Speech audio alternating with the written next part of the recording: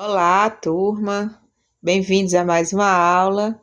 Conforme prometido, nessa videoaula eu vou trazer para vocês alguns elementos que vai colaborar para uma boa escrita de uma história de terror que realmente assuste, né? Que realmente traga o efeito esperado. Então, acompanhem com atenção, detalhes, critérios que eu vou trazer, que vai colaborar com vocês na criação das histórias que vocês irão escrever. Então, nessa aula você irá aprender a compreender o que torna uma história assustadora de fato, saber selecionar as melhores formas para assustar seus leitores e avaliar histórias verificando o quanto elas são boas no quesito terror. Primeiramente, é importante que a gente pense que para uma história de terror realmente assustadora, é preciso ter muito esforço envolvido, porque não é uma tarefa fácil. Todo gênero de terror ele é voltado para um sentimento que os leitores precisam ser provocados, que é o medo. E por alguma razão, essa é uma das emoções mais difíceis da gente transmitir. Transmitir alegria, transmitir senso de leveza, tranquilidade, tristeza, né? Amor, tudo isso parece ser muito fácil transmitir por meio da escrita. Mas o medo não tem essa mesma facilidade, por isso é preciso de bastante esforço.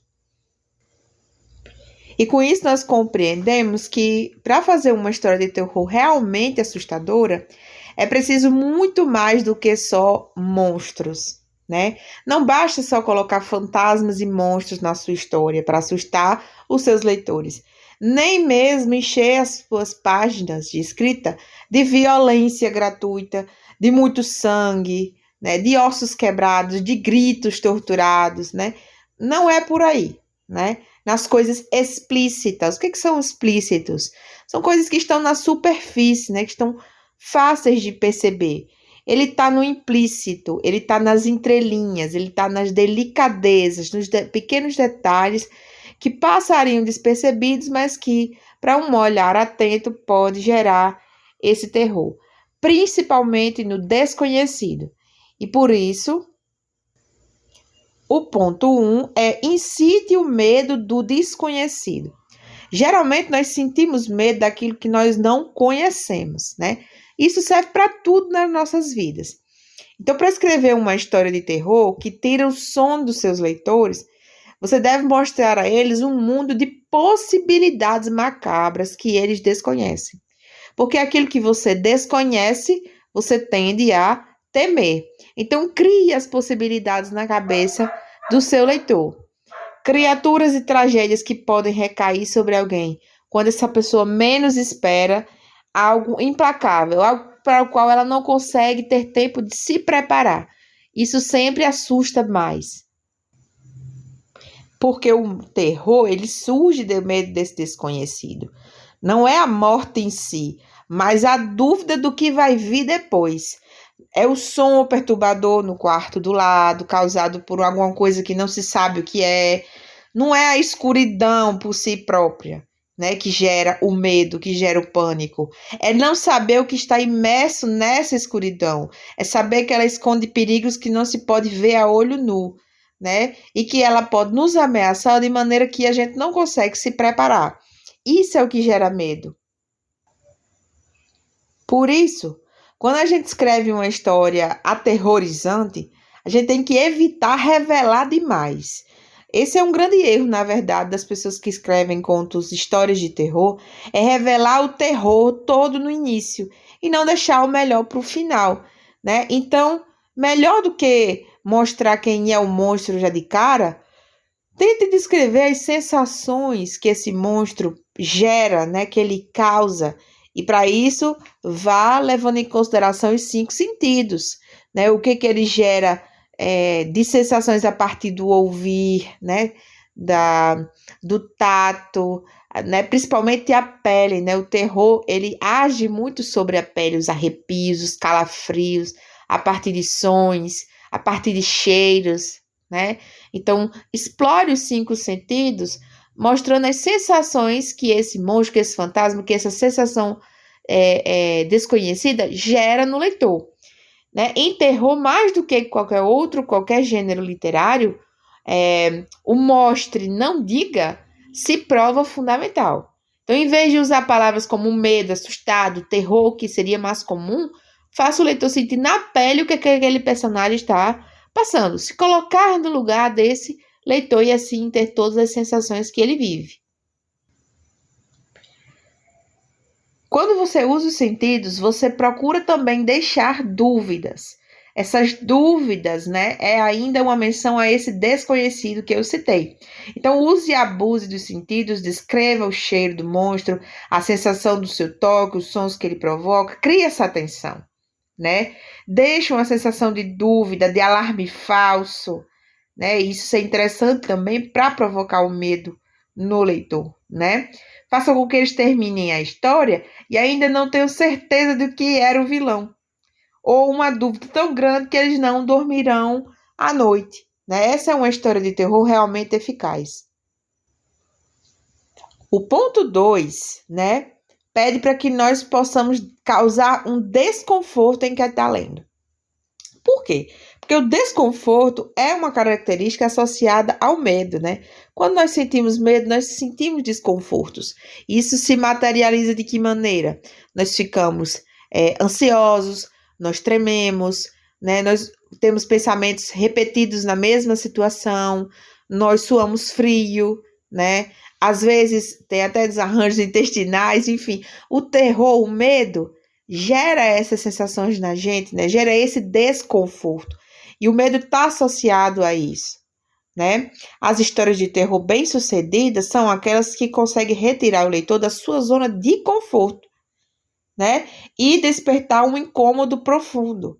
Mas a gente se questiona como é que a gente pode gerar esse desconforto. Nós só podemos provocar essa sensação de desconforto quando nós sabemos o que nos torna, o que nos deixa desconfortável. Porque um sorriso, ele pode ser uma expressão inocente de felicidade, né? E às vezes ele pode ser uma ameaça, né? É só vocês lembrarem de filmes, de séries em que os vilões sorriem de uma forma meio macabra. Então aquele sorriso não é inocente, aquele sorriso tem por trás uma ameaça, tem por trás uma tensão, um suspense que é criado, né? Por que alguns palhaços, por exemplo, são simpáticos para quem não tem fobia, medo, né? Claro. E outros nem tanto, né? Por que alguns palhaços nos causam esse desconforto? Era para causar humor, riso, né? Felicidade e não medo. Então, tem alguma coisa ali diferente. É isso que gera o desconforto, né? Em todos os cenários que causam desconforto, há algo que parece errado, mesmo que os leitores não saibam explicar exatamente o porquê. É como se fosse uma distorção que transforma algo bom em algo ruim. Por exemplo, uma escada que falta um degrau, né? Uma música que de repente fica fora do tom, né? Uma risada um pouco aguda demais, um sorriso malicioso, um olhar sem vida, um palhaço sem inocência. Então, se vocês pararem para observar, a escada, a música, o sorriso, o olhar, o palhaço, são elementos amigáveis, né? Geralmente não geram desconforto nas pessoas, mas quando isso sai um pouco do tom, destoa do normal, pode provocar esse desconforto e, consequentemente, o medo, né? Então, a ideia é destruir a confiança nesses momentos simples, nessas coisas que aparentemente não geram nenhum tipo de emoção desconfortável, né? Nesses lugares seguros, das pessoas boas, aparentemente boas, e colocar um ponto de dúvida em cima de tudo isso. Para quem costuma ver filmes de terror, né? Filmes mais assustadores, como A Bruxa de Blair e Atividade Paranormal, né? Nesses filmes, a zona de conforto é a própria vida real, né? Porque não tem bruxas, não tem demônios, mas ela é capaz de provocar essa sensação de desconforto e, consequentemente, medo. Um ponto interessante, que é o ponto 3, é encontrar os seus medos mais obscuros. E por quê, né? Uma característica essencial do terror é o quão íntimo ele é, né? Todos nós temos medo, todos, em algum nível, maior ou menor, seja de coisas mais consideradas macabras ou coisas mais simples, cotidianas, todos nós temos algum medo. Né? E a gente tende a esconder esses medos, obviamente. É tanto que quando a gente questiona algumas pessoas do que ela tem medo, geralmente ela diz que ela não tem medo de nada, mas em algum momento da vida dela, esse medo ele vai aflorar, porque todos temos, né? Até animais sentem medo, é uma sensação instintiva, né? Do nosso instinto de ser vivo, né? E muito profunda. Algumas pessoas, né, têm medos tão profundos que as paralisam, né? Que as impedem de tomar decisões, de seguir em frente, né? Enfim. Então, esse medo ele é capaz de nos paralisar quando nós deveríamos correr, por exemplo, e abandonar as pessoas que a gente deveria ajudar. Então, faz a gente ter uma sensação de egoísmo, né, nas nossas atitudes. E é por isso, muitas vezes, que nós escondemos os nossos medos, né? Porque nós temos vergonha dele. Ele vai nos fazer agir de maneira irracional, sem pensar, e egoísta, né? Querendo esconder esse sentimento, como eu falei. E aí nós valorizamos a coragem e associamos isso como algo masculino. E é por isso que disse que homens não têm medo e mulheres sim. Quando a gente sabe que, na verdade, tanto faz ser homem ou mulher, todos temos humanos porque isso é instintivo. E aí é interessante que a gente encontre nossos próprios medos e a gente utilizar isso como potencial para assustar os nossos leitores, porque se isso nos desconforta, se isso nos assusta, nos causa medo, provavelmente também pode gerar medo no nosso leitor, né? Então, dessa forma, escrever terror também é cavar as profundezas do nosso subconsciente, do nosso eu, né? Encontrar e explorar os nossos medos. É mais do que enfrentar, é usar a nosso favor. E isso é interessante, porque quando a gente sabe o que nos assusta, a gente consegue descrever isso com palavras, né, de uma forma mais fácil. E isso vai facilitar o leitor a embarcar na jornada que você quer que ele seja imerso, né? Então, sendo assim, lembre-se, tá? Que nada de ser óbvio e superficial demais.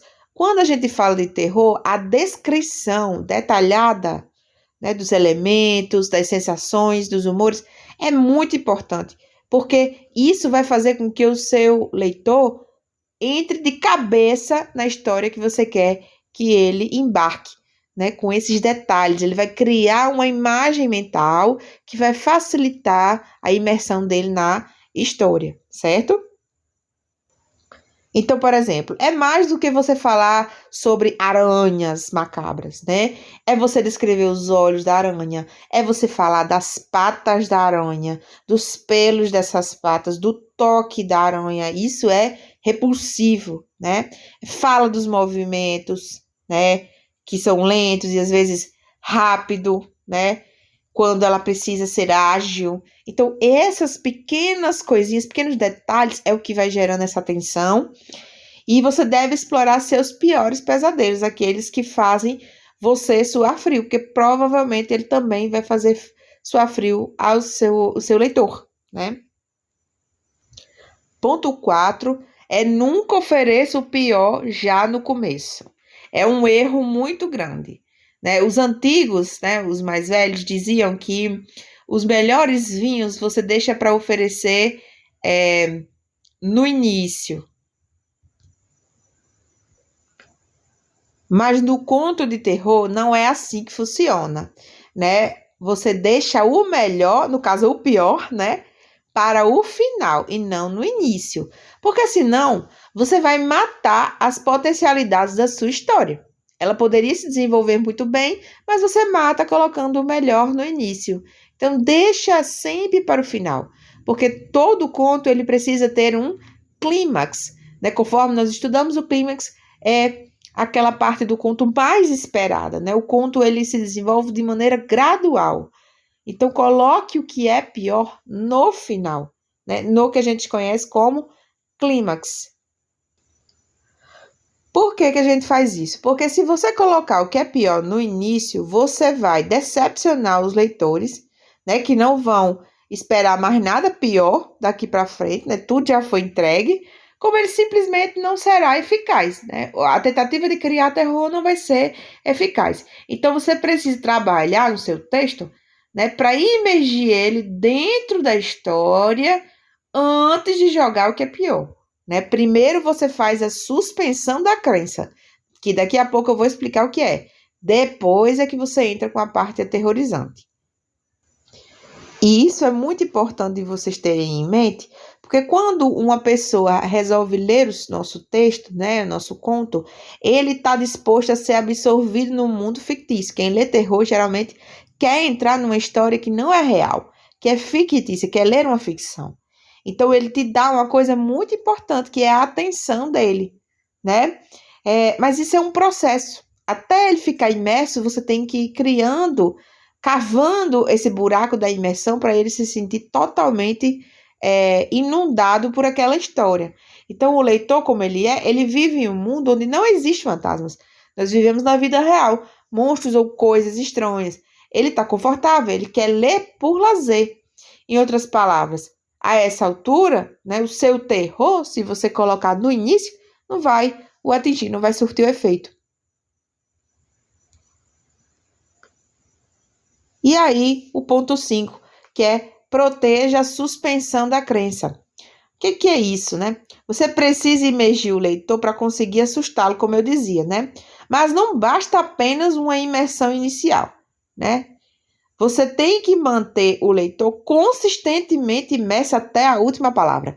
Ele tem que ficar querendo saber qual vai ser o desfecho daquela história, né? Quem vai morrer, o que vai acontecer com o personagem, quem é o monstro, de que maneira essa história vai se desenrolar. Ele tem que ficar com essa vontade.